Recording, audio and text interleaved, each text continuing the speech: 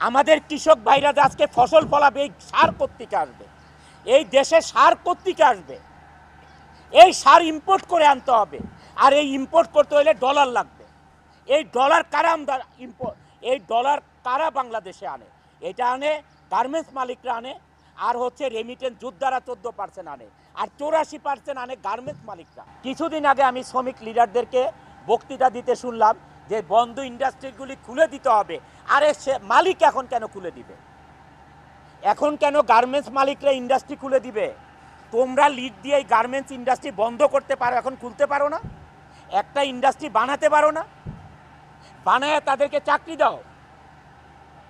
একটা ইন্ডাস্ট্রি এরকম করে বানায় তাদেরকে চাকরি দাও না পারলে। এখন কেন গার্মেন্টস মালিকদেরকে খুলতে হবে এইসব বন্ধ ইন্ডাস্ট্রি? আজকে যদি আমি ইন্ডাস্ট্রি বন্ধ করে দিই, এখানে 12,000 লোক কাজ করে, নট 12,000, 12 লক্ষ লোক জড়িত এটার সাথে। এই গার্মেন্টস ইন্ডাস্ট্রির সাথে কি জড়িত না? ব্যাংক জড়িত, ইন্স্যুরেন্স জড়িত, মোবাইল কোম্পানি জড়িত, হাড়ি পাতিল থেকে কাপড় চোপড় বানানো, বাসা ভাড়া, প্রত্যেকটা জিনিস জড়িত এটার সাথে। কি জড়িত নাই গার্মেন্টস ইন্ডাস্ট্রির সাথে? বাংলাদেশে 84% রেমিটেন্স আসে শুধু আরএমজিতে। 13% 14% আসে হচ্ছে আমাদের রেমিটেন্স যোদ্ধাদের থেকে। সারা বাংলাদেশের এক্সপোর্ট থেকে 2% আসে, 2%। মিডিয়া ভাই ও বোনেরা, আমাদের শ্রমিক ভাই বোনেরা, এই দেশে আপনারা কি করে খাবেন?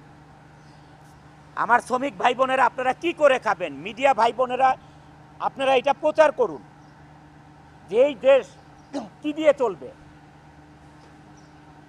আমাদের প্রধান উপদেষ্টা জনাব ডক্টর ইউনূস সাহেব 12%, 13%, 14% রেমিটেন্স আসার কারণে বাংলাদেশে এই রেমিটেন্স যোদ্ধাদেরকে যে সম্মান দিয়েছে, এয়ারপোর্টে আলাদা তাদের বাসস্থান করেছে যে তারা এসে রেস্ট করতে পারে, হোটেলের মতন করেছে, আত্মীয় স্বজন এসে থাকতে পারে, এয়ারপোর্টে তাদেরকে সার্ভিস দিতে হবে, এত ব্যবস্থা করেছে।